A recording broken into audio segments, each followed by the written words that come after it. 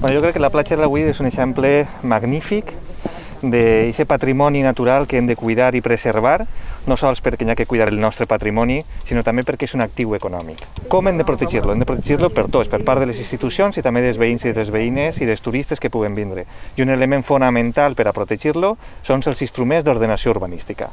Ahí tenim el PATIBEL, el Pla d'Acció Territorial, per a cuidar i protegir el nostre territori, que està en vigor i que ha protegit durant molt de temps una platja com esta, i hem de continuar protegint-la.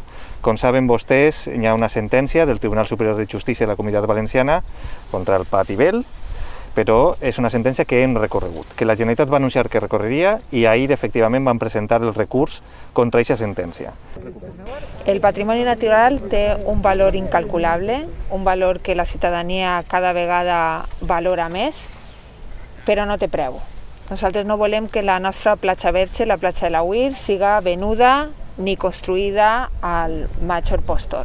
I en aquest sentit, per a nosaltres, efectivament, el patrimoni natural en la platja de l'Agüí, tal com està, és un valor competitiu i lluitarem en companyia del Consell per a protegir-lo de cara als nostres ciutadans.